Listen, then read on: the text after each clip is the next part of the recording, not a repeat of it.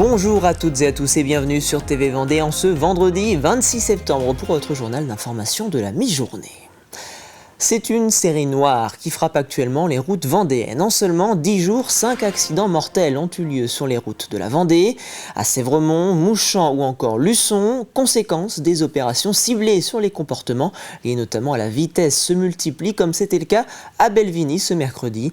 Résultat, des pointes de vitesse à plus de 150 km/h sur une route limitée à 90 et des conducteurs mis à pied. Reportage signé Élise Blanchard. Immobilisation de véhicules et suspension de permis de conduire. Sur la D763, les gendarmes poursuivent sans relâche leur contrôle routier en Vendée. Alors aujourd'hui, 11 gendarmes de l'escadron départemental de sécurité routière sont mobilisés pour contrôler les automobilistes qui seraient en excès de vitesse. Cette opération que l'on réitère très régulièrement au cours de l'année est plus particulièrement marquée aujourd'hui puisque depuis plus d'une semaine, environ 10 jours, nous comptabilisons plus de 5 accidents mortels. Ces accidents sont souvent liés à une consommation d'alcool ou de stupéfiants, à une vitesse excessive ou encore à des distractions comme l'utilisation du téléphone au volant.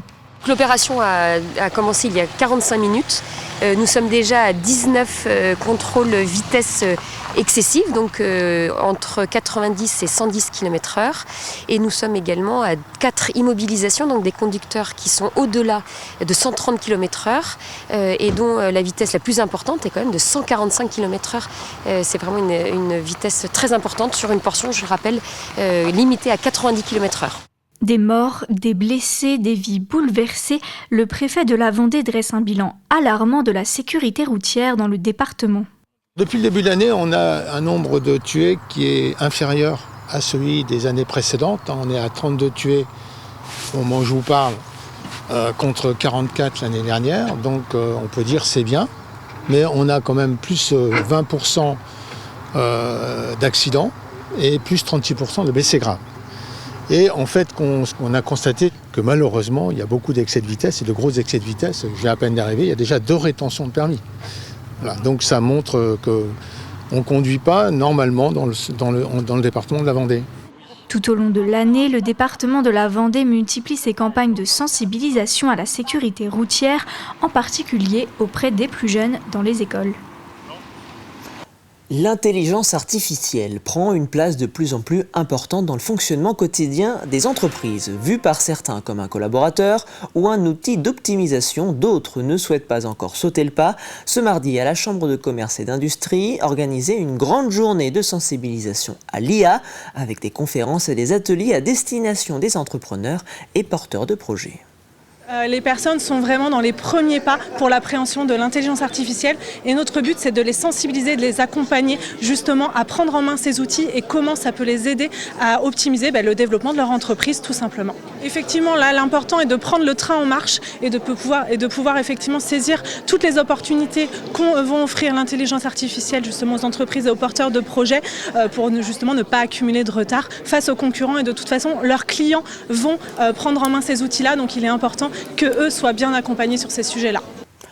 Direction Fontenay-le-Comte, où les étudiants en imagerie médicale du lycée Notre-Dame se sont mobilisés pour une grande journée de sensibilisation au cancer du sein dans le cadre d'Octobre Rose, une journée à laquelle ont participé les étudiants ainsi que les personnels de l'établissement. Objectif, informer, prévenir et collecter des dons. Tous les dons seront reversés à la Ligue contre le cancer et à l'Association vendéenne de la lutte contre le cancer.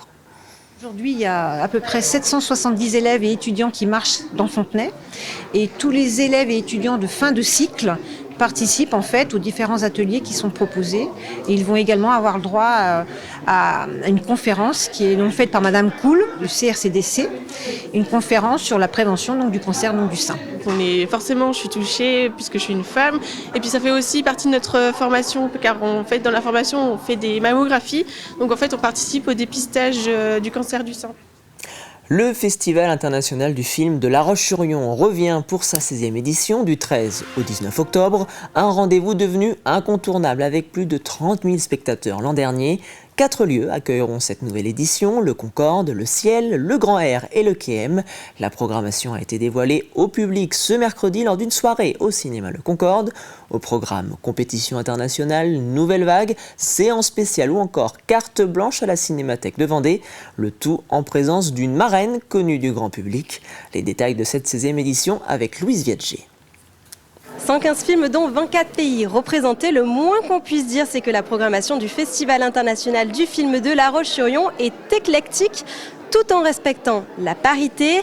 Alors, ce qui sera représenté, ce sont des longs métrages jusqu'à 3h45, mais aussi des courts métrages. Ce qu'elle parcourt un large spectre de cinématographie, autant le film d'animation, le court-métrage, le film fantastique, le documentaire, et qu'on essaye vraiment de représenter le plus possible l'actualité du cinéma contemporain sous toutes ses formes, dans toute sa diversité, sans contrainte de durée, de genre ou de nationalité, et en première française ou en avant-première, puisque nous sommes aussi un festival d'actualité et de découverte. Une annonce a réjoui le public présent dans la salle. Ce sera la présence d'une invitée presque d'honneur, l'actrice Camille Cotin. L'actrice française Camille Cotin sera l'invitée du festival le samedi 18 octobre. Elle viendra aussi présenter une avant-première, Les enfants vont bien, de Nathan Ambrosioni, et Le pays d'Artaud, premier long métrage d'une cinéaste arménienne qui a été présenté cet été au festival de Locarno. Et la programmation jeune public s'adresse aussi aux scolaires, de la maternelle au lycée. Bon, c'est vrai que la partie jeune public familiale qui est visible finalement, c'est 3 séances, donc c'est pas énorme parce que c'est le mercredi, le samedi et le dimanche. Mais en réalité, on se déroule juste avant les vacances de la Toussaint, donc on accueille énormément de scolaires.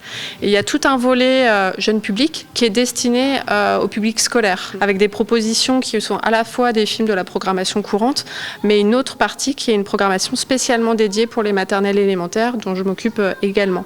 Et n'oubliez pas enfin qu'il existe un prix du public, c'est-à-dire qu'à la fin de chaque séance, vous pouvez voter sur le film que vous avez préféré. Retrouvez toute la programmation complète du festival sur le site du Festival international du film de La Roche-sur-Yon. On termine ce journal avec cette information communiquée ce vendredi matin par le team Total Energy qui annonce la fin de la collaboration d'un commun accord entre le sponsor Total Energy et la société Vendée Cyclisme à l'issue de la saison 2026.